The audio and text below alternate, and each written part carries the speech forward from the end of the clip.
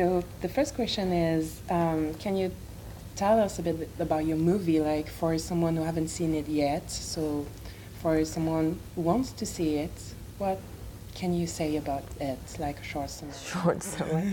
Well, it's about this single office lady's late awakening. And she is office lady. I don't know if you guys have the same thing, but you do. It's basically the secretary. They don't get promoted, but then they do this secretarial administrative jobs through life. And in Japan, usually they quit before the age of 30. They get married and get pregnant, and then they have departure and they have their marriage life. But this particular lady, Setsuko, is 44. So she passed away over her prime, and she's single, and so she's kind of giving up her life. And one day she meets this handsome American teacher. She starts taking English lesson, and he gives her a new identity called Lucy, and gives her a blonde wig and her name, and suddenly all these things that was suppressed and things that was hidden comes out through the voice of Lucy, and she falls in love with the instructor and see what happens. Yeah, you have to see it. Right. So why did you choose to create this kind of character?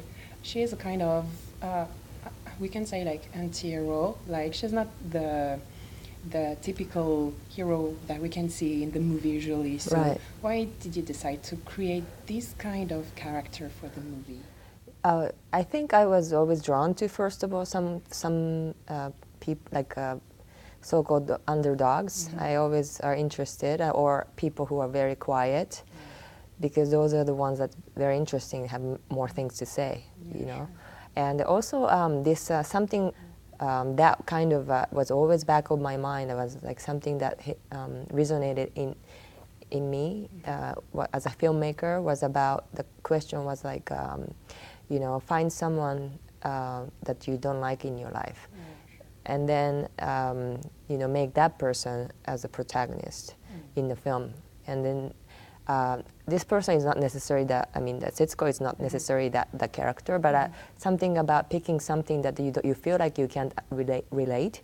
But suddenly when you make that person as a protagonist, you know, you put your feet in their shoes and then see, like, you know, like then you have more empathy towards the character, and then you feel there is more common, like you start understanding this person and psyche, and I think that to me is filmmaking, and how you connect with the characters and understanding each other's, and then tell stories, like want to know about the stories about this person.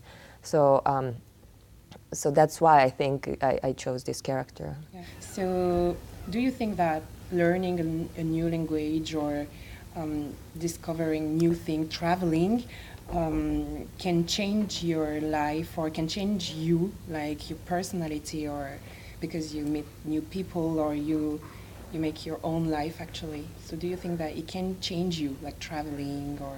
I think you discover things about yourself, and then I think you're more aware, become more aware of yourself. That suddenly, like, you discover the side of yourself that you never knew about yourself. And then also in terms of masks, I think we all wear masks in different occasions. Like I'm doing that right now. You know, like when I have to talk to you, obviously I have to actually, like, you know, perform what people want you to, you know, to do, and I'm not gonna be like slouched over and start eating popcorns, you know. So I'm saying, like, but it's okay. You're doing it. You're choosing to do. But one day, I think it's not good when you forget that it's your mask, and then you start believing that's who you are. And then, but when that happens, and then when you place yourself in an unfamiliar environment, and then finally maybe you realize, oh, you know what, actually, like that's not me, or that's not what I like to do. And I think those things are very important. I think that's why I think it's great to travel, and great to meet other people and different, you know, like that you are more open to, and also you become more self-aware of And with you yourself, and then and you feel less fearful about life, I think. You were born and you grew up in Japan, so but you lived in the USA actually. So, what are, according to you, the main differences between these two very different cultures? Between Major difference? yeah, the major. I think the major difference is that the history, the country has. So Japan has long history, and it comes with certain rules, and Japan is a very homogeneous society where most people are Japanese, like 99% of people. I mean, actually, I checked this one recently. I think 98.5% of the people who live in Japan are Japanese. So, and then whereas like America is very different. It's so many languages, so many different cultures. So I think culturally, like it comes from already like they're not surprised if you are different.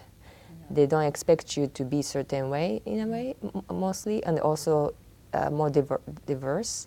Whereas Japan, like they expect you to be certain way, and if you're not, then you could be crazy. Yeah. So I think that's the major difference, and then it's good.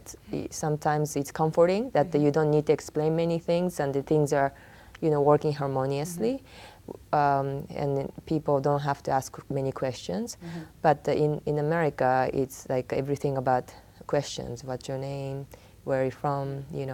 Who are you? And to be the own person and individual is very important, and so those are the major differences. And I think what I like about the whole about America culture is to question things. Something that's people might think that's stupid. Why do you ask that? For example, let's say why do I have to go to school? And if I ask the same question in Japan, let's say maybe they might say, of course you have to go to school because that's the rule. Like everybody goes to school. But in America, maybe you would ask, why do we have to go to school? And that kind of simplest, these questions, and so that's something that I wanted to give, that simple questions to Setsuko. Why do you have to be an office lady, or why do you have to continue this life? So was it a kind of is Setsuko can we say that she is like a mirror of you when you arrived to America, or is it completely different, or did you try to put some your feelings into her, according to you when you moved to America? I think for me, when she was in Japan, and they have to office ladies, and you're not supposed to stand out. You're serving men, and kind of wallflower, and that part of it, that was actually I became that person when I was funny enough when I went to the States, because I couldn't speak the language, so I couldn't express myself. And then immediately in America, Asian girls, they have a stereotype of being just quiet and studious. So they just immediately thought me as just quiet Asian girl. So that in that sense, I can I can understand her. But then inside you, it's you have opinions, you have personality, and so those are the conflicting feelings that I had, and that probably, and the frustration of not being able to express yourself, it probably is in the story. Okay, and so finally, can you say something in French for? Oh my God, I should have prepared for this. It was the trap. Well, it's something in French. Wait. Or something. I blanked out the word I hear all the time, and then I asked Patrick. No,